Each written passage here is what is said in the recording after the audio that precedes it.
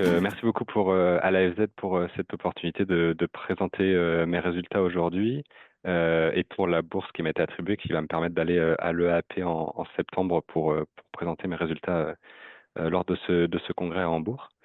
Et donc j'ai réalisé, le titre de ma thèse, c'est Remplacer l'hexane par le 2-méthyloxolane pour déshuiler les tourteaux d'oléagineux, effet sur les performances laitières, l'utilisation de l'azote, la qualité du lait et la santé des vaches laitières. Et c'est une thèse qui a été réalisée sous la supervision d'Anne Ferlet et de Pierre Nozière à l'UMR Herbivore, en partenariat dans un projet qui s'appelle EcoExtract Protein, qui est en partenariat entre INRAE, l'Université d'Avignon, l'entreprise EcoExtract et qui est financée par l'ADEME. Donc tout d'abord un peu de contexte. Il faut savoir que les tourteaux de soja, colza et tournesol représentent une très grande partie des protéines utilisées en alimentation animale en France. Et pour ces trois tourteaux, les bovins laitiers, donc en bleu foncé ici, sont les premiers consommateurs de ces trois tourteaux. Mais concrètement, comment est-ce qu'on les produit, ces tourteaux? On part d'abord de graines oléagineuses, donc par exemple le colza, le tournesol. On va faire une première extraction mécanique de l'huile qui va nous permettre d'obtenir d'un côté de l'huile brute et de l'autre côté un gâteau de pression. Mais ce gâteau de pression contient encore de l'huile résiduelle qu'on va venir extraire par solvant. Donc on va mélanger le solvant et le gâteau de pression pour extraire l'huile. Et puis pour certaines graines comme le soja, on peut se passer de l'extraction mécanique et faire une extraction directe par solvant. Et ça nous permet d'obtenir de l'huile d'un côté et de l'autre côté un tourteau qui est encore mélangé à du solvant qu'on va venir chauffer pour désolvater et toaster et pour obtenir du coup un tourteau désolvaté. Et le solvant, il est donc évaporé et réutilisé dans l'usine pour une nouvelle extraction de l'huile. Mais malgré cette étape de désolvatation, il peut rester parfois quelques résidus de solvant dans les tourteaux. Et donc le solvant qui est majoritairement utilisé aujourd'hui pour extraire les huiles, c'est l'hexane technique, qui est en fait un mélange d'hydrocarbures acycliques à 6 atomes de carbone, et donc principalement du N-hexane et ses isomères ramifiés. Alors on utilise l'hexane technique pour ses avantages, notamment ses propriétés physiques qui permettent de bonnes performances d'extraction, et puis son coût qui est assez faible et qui permet d'avoir une extraction efficace économiquement. Par contre, il présente quelques désavantages. C'est notamment un distillat de pétrole, donc c'est issu de ressources non renouvelables. Et puis le N-hexane, qui est un de ses composants, est neurotoxique. Il est suspecté reprotoxique et il est toxique pour l'environnement aquatique. Et en plus de ça, il y a actuellement un contexte réglementaire qui est relativement incertain autour de la continuité de l'utilisation de l'hexane technique pour l'extraction alimentaire, puisqu'en septembre 2024, l'EFSA a émis un rapport technique sur le besoin de réévaluer la sécurité de l'hexane pour l'utilisation en tant que solvant d'extraction. Et puis plus récemment, en 2026, l'ECA, donc ça c'est pas pour l'application alimentaire, mais c'est pour la partie chimie, vient d'ajouter en fait le N-hexane sur la liste candidate des substances extrêmement préoccupantes en Europe. Et donc, on peut se demander quelles seraient les alternatives possibles à l'hexane. Et parmi les solvants alternatifs qui existent, il y a le 2-méthyloxolane, donc qui est cette molécule ici, qui présente plusieurs caractéristiques et plusieurs avantages. C'est notamment un composé qui est biosourcé, donc produit à partir de biomasse cellulosique.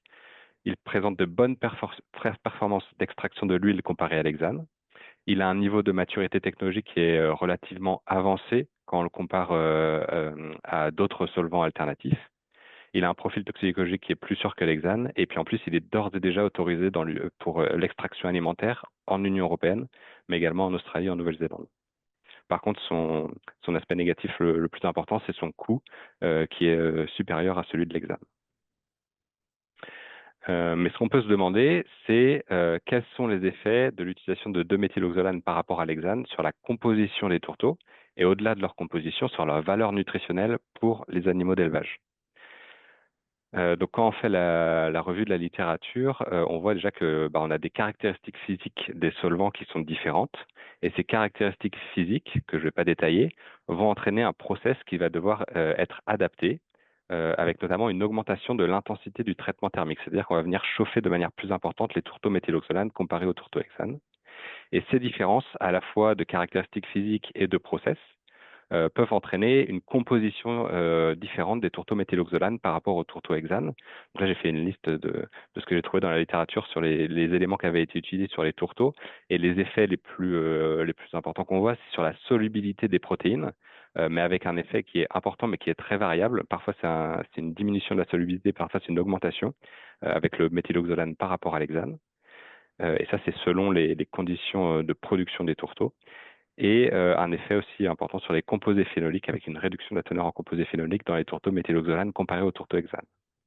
Mais par contre, dans la littérature, les études se sont arrêtées à la composition des tourteaux et elles n'ont pas testé leur valeur nutritionnelle pour les animaux d'élevage. Donc, j'ai pas trouvé de données disponibles sur ce point. Et donc, les objectifs de ma thèse, c'était d'étudier les effets du remplacement de tourteaux désulés à l'hexane par des tourteaux désulés au 2-méthyloxolane dans la ration des vaches laitières sur 3 volets: la valeur alimentaire des tourteaux, les performances laitières et l'utilisation de l'azote, la qualité du lait et la santé des vaches. Et pour ces 3 volets, on a fait des hypothèses. Et donc, on a fait l'hypothèse que le remplacement de tourteaux désulés à l'hexane par des tourteaux désulés au 2-méthyloxolane permet un comportement alimentaire équivalent des vaches envers les tourteaux, c'est-à-dire qu'elles acceptent autant un tourteau et l'autre. Des performances laitières, une digestion, un métabolisme et une partition de l'azote équivalent. Pour la qualité du lait, on a fait l'hypothèse d'un profil en acide gras du lait équivalent, mais d'une réduction de la quantité de résidus d'hexane dans le lait lorsqu'on remplace les tourteaux hexane par des tourteaux de méthyloxolane. Et pour la santé des vaches, on fait l'hypothèse d'une fonctionnalité hépatique et d'un statut inflammatoire équivalent. Pour tester ces hypothèses, on a eu une stratégie expérimentale avec 3 expériences in vivo réalisées en conditions contrôlées, donc en ferme expérimentale. On a commencé par une pré-expérimentation qui était un test de palatabilité sur 18 primipares Holstein. Et en fait, on a observé si elles acceptaient ou non de consommer les tourteaux et si elles avaient une préférence pour un tourteau de soja hexane ou un tourteau de soja 2-méthyloxolane. Donc, je ne vais pas présenter en détail cette étude, mais la conclusion de cette pré-expérience, c'était qu'on avait des tourteaux qui avaient une palatabilité qui était vraisemblablement équivalente, et donc que les vaches acceptaient autant de consommer les tourteaux hexane que les tourteaux de méthyloxolane. Et une fois qu'on a trouvé ça, on a pu lancer l'expérience en tant que telle, qui était un carré latin avec 16 primipares, un carré latin 4 périodes et 4 traitements. Donc les 4 traitements, on avait 2 traitements extrêmes, c'est-à-dire un traitement 100% tourteau de soja hexane, et à l'opposé, un traitement 100% de soja 2-méthyloxolane. On avait également 2 traitements intermédiaires, un tiers d'un soja, 2 tiers d'un soja, un tiers de l'autre, et l'inverse, un tiers, 2 tiers, pour avoir un effet dose-réponse. Mais pour la présentation aujourd'hui, je vais uniquement me focaliser sur les 2 traitements extrêmes, 100% hexane et 100% méthyloxolane. Et ensuite, une fois qu'on a fait cette expérience avec du tourteau de soja, on a fait en 2023 une expérience en continu factoriel, cette fois-ci avec du tourteau de soja, mais également du tourteau de colza, et toujours la version des huilés à l'hexane et la version des huilés au 2-méthyloxolane. En termes de mesures qu'on a réalisées pendant ces expériences. Donc, les mesures principales pour le premier volet, je ne vais pas aller dans le détail, mais globalement, c'était sur les aliments à gérer. Dans le liquide ruminal, on a regardé la dégradation de l'azote, la production laitière et la composition du lait, l'excrétion d'azote dans les fesses et les urines et les acides aminés dans le sang. Pour la qualité du lait, on a regardé le profil en acide gras et les résidus de solvants dans les tourteaux, le profil en acide gras dans le contenu ruminal et le profil en acide gras et les résidus de solvants dans le lait. Et enfin, pour la santé des vaches, on a regardé plusieurs indicateurs, mais notamment des indicateurs de santé hépatique et d'inflammation. Un petit point statistique, dans la présentation de mes hypothèses, en fait, la majorité de mes hypothèses concernent l'équivalence entre les 2 traitements. Et la question que l'on se pose, c'est est-ce que mon traitement méthyloxolane et mon traitement hexane sont équivalents? Et pour cela, on pourrait se dire que si on fait un test statistique de différence qui est non significatif, donc avec une p-valeur qui est supérieure à 0,05, alors ça implique que la moyenne du traitement méthyloxolane est égale à la moyenne du traitement hexane. Sauf que ça, c'est pas correct, puisque l'absence de preuve n'est pas la preuve de l'absence. Et donc, dans ce contexte précis où on veut faire tester l'équivalence, il faut mieux utiliser des tests statistiques spécifiques qui sont des tests d'équivalence. Rapidement, je vais vous présenter comment on présente les résultats de ces tests et comment on les interprète. Donc en fait, on va les présenter graphiquement. Donc ici, vous avez un exemple d'un graphique avec 9 situations différentes. Et pour chaque situation, on va représenter par un point la différence entre nos deux traitements, donc entre le traitement méthyloxolane et le traitement hexane. Et ce point, donc c'est la différence moyenne, il y a une incertitude autour de cette différence moyenne qui est représentée par la barre noire. Et ce point et cette incertitude, on va venir les comparer à une zone que j'ai représentée en vert ici, qui est l'intervalle d'équivalence. Et cette zone intervalle d'équivalence est déterminée par une marge d'équivalence inférieure et une marge d'équivalence supérieure qu'on a déterminée a priori comme étant plus ou moins 5% de la moyenne du traitement contrôle, qui dans notre cas est le traitement hexane. Et ensuite, on va venir comparer donc le point et l'incertitude. Si l'ensemble est dans la zone verte, alors on peut conclure que nos traitements hexane et méthyloxolane sont équivalents. Par contre, si notre point et l'incertitude sont complètement en dehors de la zone verte, on est non équivalent. Et on a des situations intermédiaires où le point est dans la zone, mais l'intervalle déborde de la zone verte, donc on est vraisemblablement équivalent. Et à l'inverse, si le point est en dehors de la zone, mais que l'intervalle touche toujours la zone verte, on est invraisemblablement équivalent. Donc voilà la manière avec laquelle je vais présenter les résultats maintenant. Et pour ces résultats, je vais faire un focus uniquement sur les sojas, à la fois les sojas de la pré-expérience et du carré latin, qui étaient les mêmes tourteaux, et puis les sojas de l'expérience en continu, qui étaient un autre lot de production. En termes de composition chimique, ce qu'on peut observer, c'est que le NDF et les produits des réactions de Maillard étaient systématiquement supérieurs pour les tourteaux de soja méthyloxolane comparés aux tourteaux de soja hexane. Et ça, on l'a interprété comme étant la conséquence d'une intensité du traitement thermique qui était plus important avec les tourteaux méthyloxolane comparés aux tourteaux hexane. Euh, Cette intensité du traitement thermique qui était plus importante avec les tourteaux méthyloxolane, dans l'essai en continu, ça s'est également traduit par une diminution de la dégradabilité théorique de l'azote dans le rumen. Mais ça n'avait pas été observé dans l'essai en carré latin, où les valeurs étaient similaires.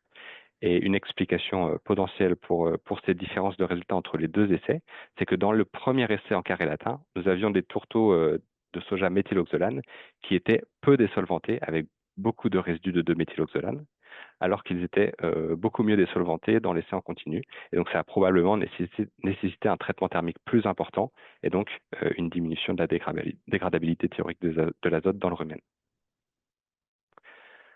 Si maintenant on regarde les résultats sur les vaches, donc on va commencer par l'ingestion et les performances laitières. À chaque fois, je vous présenterai à gauche les résultats sur le carré latin et à droite les résultats sur l'essai en continu. Et puis au milieu, vous avez le nom des variables. Donc si on regarde l'ingestion et les performances laitières dans l'essai en carré latin, c'était vraisemblablement équivalent entre les soja hexane et les soja de méthyloxolane. Par contre, dans l'essai en continu, on voit que l'ingestion était invraisemblablement équivalente vers des valeurs supérieures pour les soja méthyloxolane comparées au soja hexane, à la fois l'ingestion de matière sèche et aussi l'ingestion de protéines digestibles dans l'intestin. Cependant, cette ingestion supplémentaire, elle ne s'est pas traduite par une augmentation de la production laitière ou une augmentation du taux protéique, par exemple, qui étaient, eux, vraisemblablement équivalents entre les traitements soja hexane et soja méthyloxolane.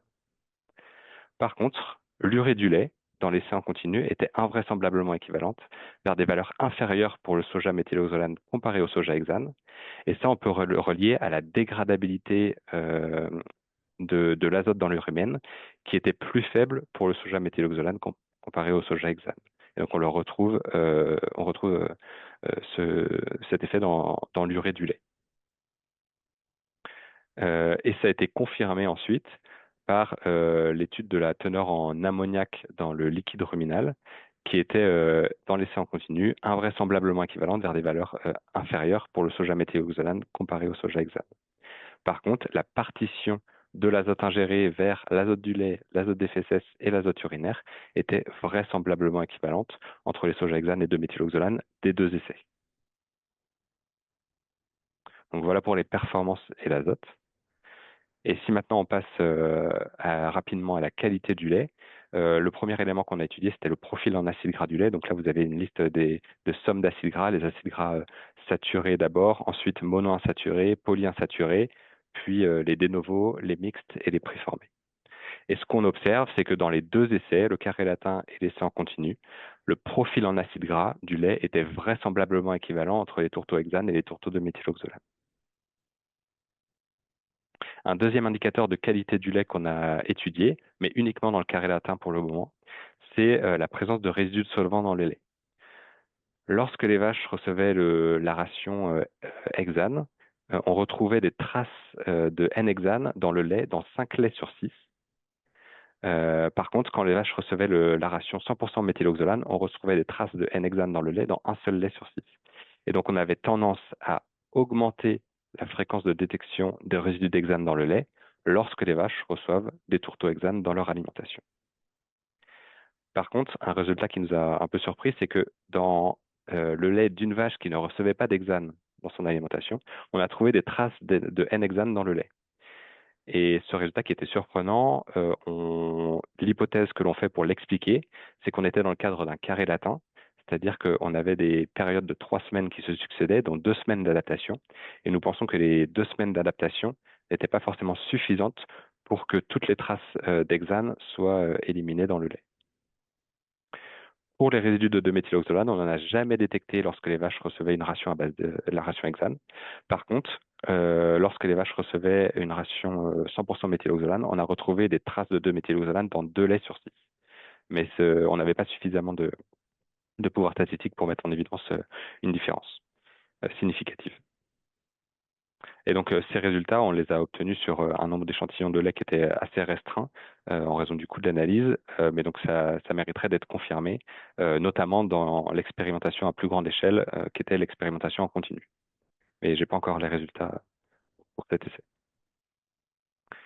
Et enfin, en conclusion générale, on peut dire que le remplacement de tourteaux désulés à l'hexane par les tourteaux désulés de méthyloxolane permet une production laitière, une composition du lait et une partition de l'azote qui étaient vraisemblablement équivalentes dans les deux essais, mais malgré une dégradabilité ruminale de l'azote qui était plus faible lorsque les tourteaux méthyloxolane étaient bien désolventés, comme dans le deuxième essai, l'essai en continu. Pour la qualité du lait, on a eu un profil en acide gras du lait qui était vraisemblablement équivalent dans les deux essais. Et dans le carré latin, on a eu des traces de solvants, à la fois de l'hexane et du 2-méthyloxolane qui ont été détectées dans les laits, mais on a eu tendance à réduire la fréquence de détection de N-hexane lorsque l'on supprime les tourteaux hexanes de l'alimentation. Et enfin, pour la santé des vaches, j'ai pas eu le temps de vous présenter les résultats, mais la conclusion globale, c'est que la santé, malgré des indicateurs qui étaient invraisemblablement équivalents, c'était soit vers des valeurs inférieures, soit vers des valeurs supérieures pour le méthyloxolane. Et donc, globalement, on a considéré que la santé n'avait été affectée ni avec le soja hexane, ni avec le soja de méthyloxolane. Et donc, on considère que ces résultats sont prometteurs pour que le soja méthyloxolane puisse se substituer au soja hexane dans l'alimentation des vaches laitières. Merci beaucoup pour votre attention et si vous avez des questions, n'hésitez pas. Ben, merci beaucoup Valentin pour cet exposé très complet, très clair et riche en informations. Je ne vois pas de questions. Alors, moi j'aurais une petite question statistique. Euh, Si j'ai bien compris, les seuils ont été définis avec plus ou moins 5%. Mais pourquoi plus ou moins 5%? Pourquoi pas plus ou moins 10% par exemple? Comment ce seuil a-t-il été déterminé? Mm. Alors, en fait, dans les tests statistiques, enfin, d'équivalence, c'est effectivement le point critique, la définition de ces seuils. Et il n'y a pas forcément de recette prédéfinie pour les déterminer. Ces tests statistiques, ils sont notamment utilisés beaucoup en pharmacologie. Et dans ce que j'ai pu voir dans la littérature, les seuils en pharmacologie, ça varie entre 5, 10, voire 20%.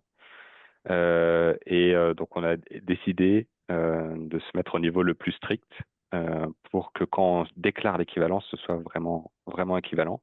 Donc, on a choisi le seuil strict de 5%.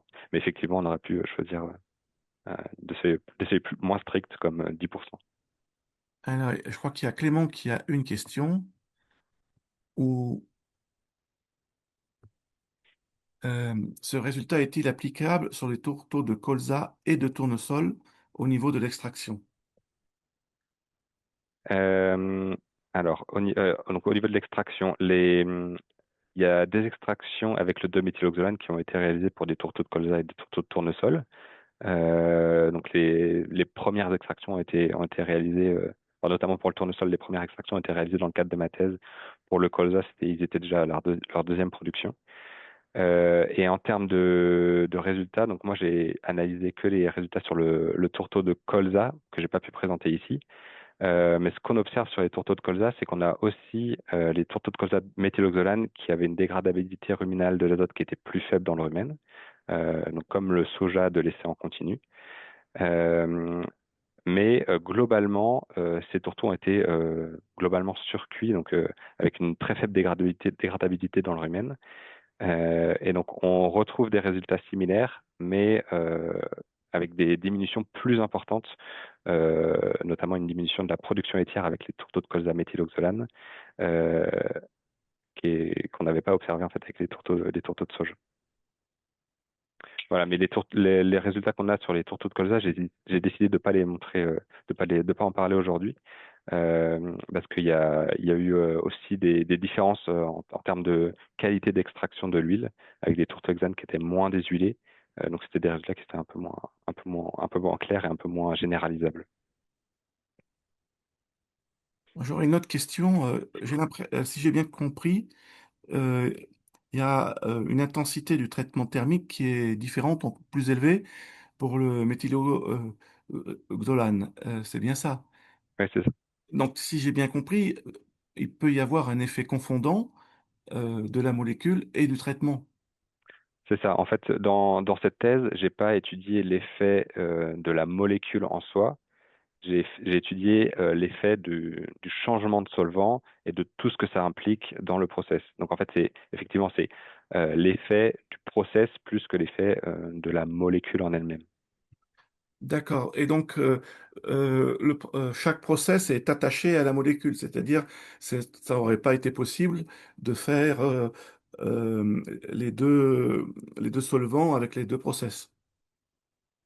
En fait, le process, c'est un process qui est très similaire. C'est le graphique que j'ai présenté au début.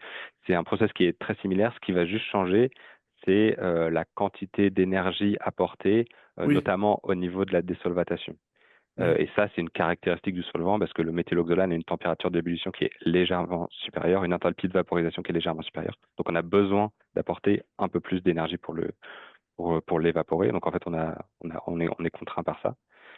Euh, et, euh, et donc, oui, on pouvait pas appliquer enfin, en fait, si on pouvait pas appliquer le process hexane tel quel au process méthyloxolane parce qu'en fait, le méthyloxolane, ce serait pas désolvaté. Parfait, j'ai compris. J'ai une dernière question concernant le nombre d'animaux ou le nombre de répétitions, enfin, dans ce travail, combien finalement il y avait d'animaux ou de répétitions? Est-ce que les résultats in fine auraient pu être affectés par le nombre d'animaux étudiés? Mm. Alors, dans le carré latin, on a fait un carré latin avec 16 animaux. Donc ça, c'est plutôt quelque chose qui est commun, enfin, qui se trouve régulièrement dans la littérature. Après, c'est vrai que vu la sévérité des seuils de 5% dont on a parlé avant, avoir plus d'animaux aurait pu permettre de montrer plus facilement l'équivalence stricte et non plus avoir ce vraisemblablement équivalent. C'est là-dessus que ça aurait pu jouer. Et puis pour l'essai en continu, on avait 9 animaux par groupe, ce qui était bon, c'est commun aussi, mais c'est plutôt la limite basse, on va dire. Mais c'était nécessaire pour tester autant de modalités différentes. D'accord, Et parfait. puis, enfin, si je peux ajouter juste un élément du coup sur la partie résidus de solvant dans les laits, effectivement, là, on avait uniquement 12 laits qu'on a analysés au total. Donc, c'était un sous-échantillon du carré latin pour des raisons budgétaires, mais c'est vrai que là, ça aurait été intéressant d'avoir plus de lait analysé pour avoir des résultats qui soient plus forts. Mais on espère pouvoir le faire pour les en continu où on a encore des laits qui sont au congélateur en attente de dosage. D'accord. Donc il y a de quoi de faire une seconde thèse, quelque part. J'espère pas. Ben, merci à vous. Est-ce qu'il y a d'autres questions? Oui, il y a encore une question que j'ai vue. Les résultats pour les lots intermédiaires 67-33 et 33-67 vont-ils dans le même sens que les comparaisons 0-100%? Y a-t-il un effet dose-réponse linéaire ou non linéaire? Mm. Alors, donc ça c'est pour le carré latin, effectivement. Pour le carré latin, j'ai pas parlé des traitements intermédiaires. Globalement, pour la majorité des variables, les résultats vont dans le même sens que la comparaison que j'ai présenté ici. Et bon, en parallèle des tests d'équivalence que j'ai présentés, j'ai également aussi fait les tests parce qu'on peut pas faire des tests de linéarité comme c'est dans la question. On peut pas faire il n'y a pas de méthodologie aujourd'hui pour faire des tests de linéarité avec des tests d'équivalence. Et donc j'ai dû faire des tests de différence classiques sur la linéarité et il y avait quelques effets linéaires qui sortaient, mais bon, relativement peu. Celui que j'ai en tête, c'est un effet linéaire, par exemple, sur l'activité de la delta 9 des saturases dans la glande mammaire, donc en lien avec le profil en acide gradulé. Mais c'était un effet avec une réduction de l'activité de la delta 9 des saturases mammaires quand la proportion de méthyloxolane augmentait. Euh, mais c'était une variation qui était vraiment infime et qui n'a pas eu de conséquences sur le profil en acide gras. Euh, et d'autres effets linéaires, on en a vu sur quelques indicateurs de santé, des effets linéaires, mais pour les indicateurs de santé, malgré ces effets, les valeurs sont toujours restées dans les plages normales pour des vaches laitières en bonne santé, donc on a considéré que la santé des vaches n'était pas affectée. D'accord, parfait. Merci beaucoup. Est-ce qu'il y a d'autres questions? Non, je n'en vois pas.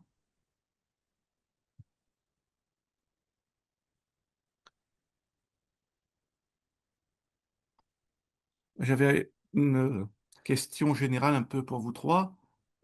Est-ce que, comment dire, comme on a déjà un petit peu parlé pour les deux premiers exposés, mais euh, est-ce que vous êtes capable d'estimer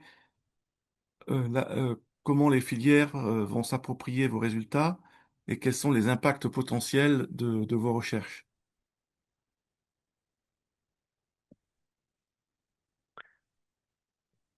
Valentin, tu réponds pour toi et après on pourra lui. Ok, je commence. Euh, donc, bah, enfin, alors, donc ces résultats, c'est pour les filières en fait, la production de tourteaux, ça concerne toutes les filières animales. J'ai présenté uniquement des résultats sur les vaches laitières. Donc pour moi, c'est un peu tôt pour que la filière puisse s'approprier les résultats et commencer à potentiellement faire changer les process et remplacer l'hexane par le 2-méthyloxolane. Pour moi, ça reste un peu tôt. Et, il faudra attendre la suite du projet EcoExtract qui concerne d'autres espèces. Il y a des essais qui sont en cours qui sont terminés maintenant sur les taurillons. Puis il y aura des essais qui sont prévus sur les porcs, les volailles, les poissons, qui sont aussi des consommateurs de ces tourteaux. Donc pour moi, faut attendre ces résultats pour avoir une vision un peu plus globale et pour que ces résultats puissent être appropriés par la filière. Et il y a un deuxième point que j'aimerais mentionner, on a vu en fait, le process était important. Et là, c'est les premières productions avec du 2-méthyloxolane.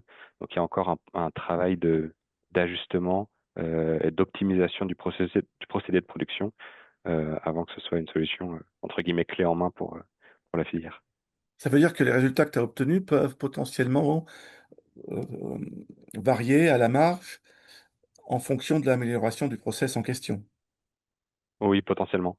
Potentiellement, mais si ça varie, en théorie, ce sera pour diminuer les écarts entre l'hexane et le 2-méthyloxolane. Donc, partout où on a conclu à l'équivalence, on devrait continuer de conclure à l'équivalence. D'accord.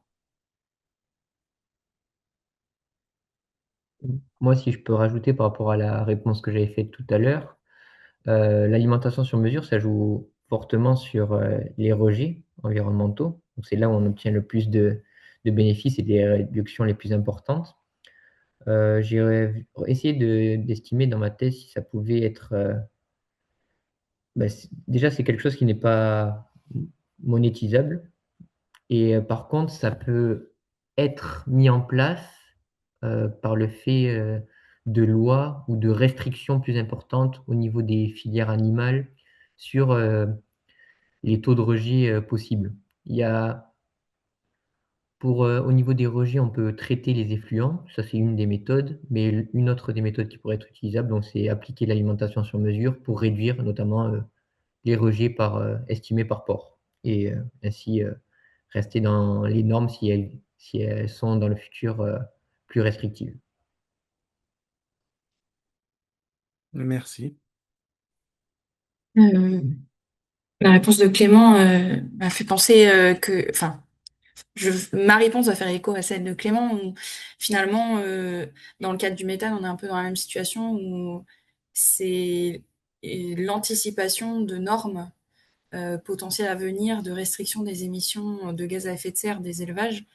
Euh, Aujourd'hui, le méthane n'a pas de valeur économique et donc euh, réduire les émissions de méthane sur le levier génétique va entraîner des pertes économiques euh, puisqu'on ne sélectionnera pas aussi fort sur les caractères qui ont une valeur économique.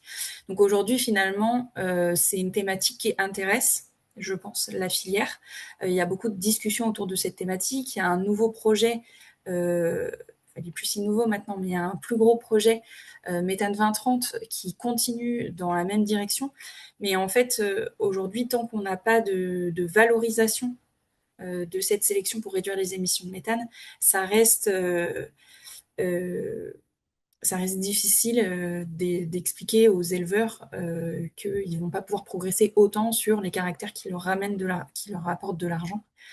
Et, euh, et là, il y a tout un travail aussi. En fait, les émissions de méthane, c'est pas seulement les émissions de méthane en grammes par jour, comme dans le cadre de ma thèse, mais il y a tout un travail sur les émissions de méthane à l'échelle de la carrière de l'animal. On va aussi essayer d'optimiser, finalement, de rentabiliser au maximum les émissions émises par l'animal tout au long de sa vie. Ben, merci pour ces réponses très complètes. Alors, je vois encore une question. Alors, c'est un commentaire. Merci pour ces exposés. Donc, effectivement, je vais conclure. Merci pour ces exposés très intéressants. Merci d'avoir participé au prix de l'AFZ. Et puis, on va souhaiter à Valentin un bon congrès EAP. Merci Euh, beaucoup. dés- Désolé pour les autres, hein. Donc, je vous invite au prochain webinaire de l'AFZ qui aura lieu le 1er octobre en partenariat avec le groupement d'intérêt scientifique Avenir Élevage. Et donc, ce webinaire est intitulé Comment enseigner l'élevage. Donc, j'espère que vous serez nombreux. Et donc, merci à vous pour votre participation. Et à très bientôt. Vous retrouverez donc l'enregistrement de ce webinaire sur la chaîne YouTube de l'AFZ. Merci. Au revoir à tout le monde. Merci. Au Merci. revoir. Merci, au Au revoir. revoir.